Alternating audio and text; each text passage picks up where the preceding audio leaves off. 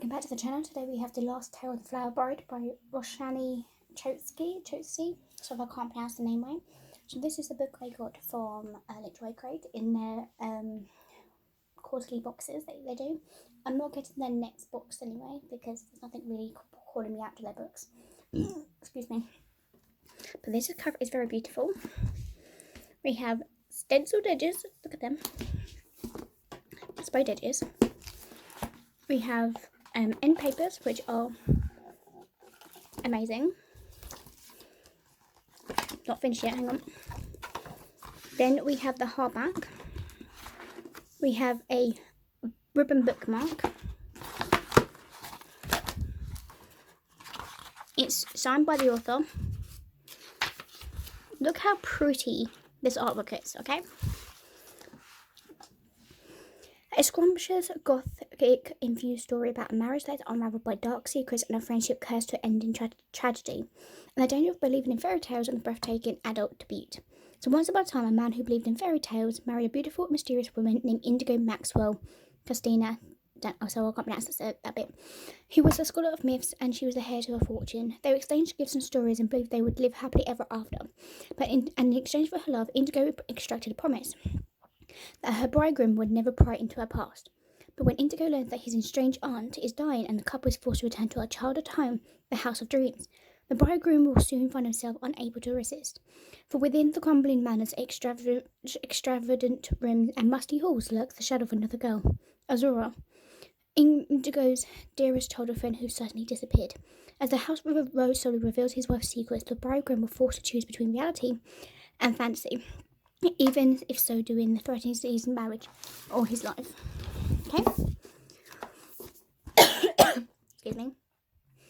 So this author is the wide list kind of author whose work I would sometimes really enjoy, while other times I pick up a book for her.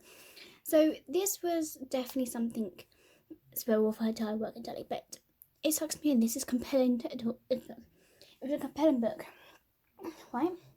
That being the case, when I saw that this was going to be in the February adult fairy pick, I was like, oh, this seems good. And then I thought it was going to be in the Literary Crate. So, okay. Yeah, nice.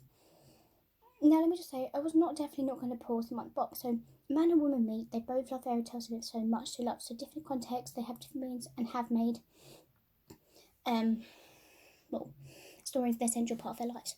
Through their bond, they fall in love and marry, but like so many tales, their secrets are hidden with love stories, for the husband has promised never to look into his beautiful bride's past.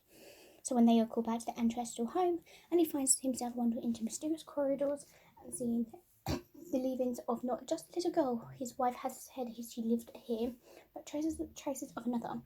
He begins to understand the perils of a promise he gave his once true love. This man, then, there was a lot to like about this book. At its heart, there was an ugly story about family trauma and the ugly side of love and benefits in a fairy tale. It's a story of sisters. They were born in two different families. It's a story of stories within stories, and how many people can use stories as an escape from the ugly reality in which they live. But also how those stories can gobble you up if you're not careful. So the book is broken up to two different sides of the stories: the unnamed bridegroom, who's telling the modern story, and the flashbacks to Indigo's childhood.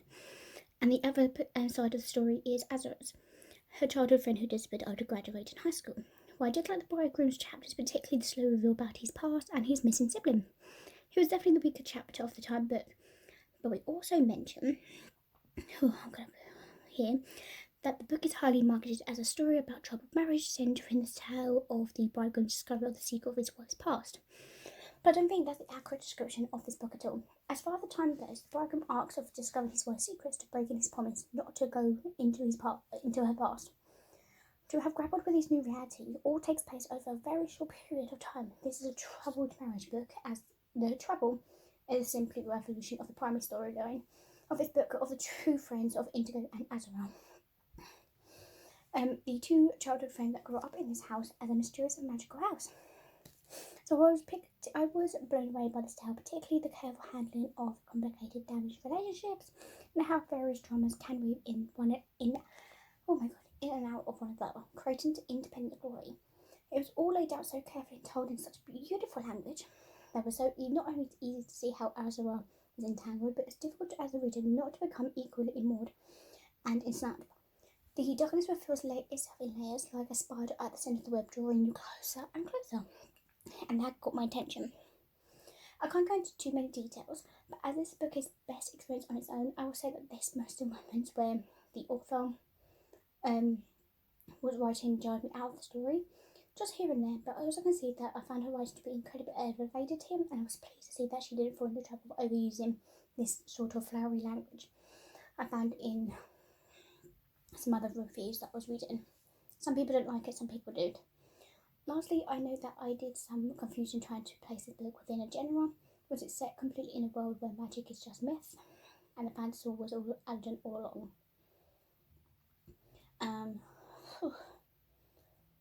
Were there truly bits of magic at work here? On one hand, I think this question is part of the story. I appreciate that, but I think it succeeded in the way. Or were they leaking in potholes? I'm not quite sure on that. So overall, I was greatly impressed by this novel. I think it tackles some very challenging themes in a fantastic way, and it means character. So Indigo and as well was dramatic, heartbreaking, and nuanced. Fans of Gothic fantasy in particular are sure enjoyed this book, so I really did enjoy it. So, what is that? Oh, so I did enjoy this book pretty much. I thought I wouldn't, or at first, I was like, oh yes, I would like to go for that book. I was reading, I was like, I don't know, because obviously I was reading a lot about this author, and there's a lot of like, don't like the book she's doing, blah blah blah. But this book really catch my eye. So thank you very much, and I hope you guys enjoy, and I'll see you guys next time. Peace, bye.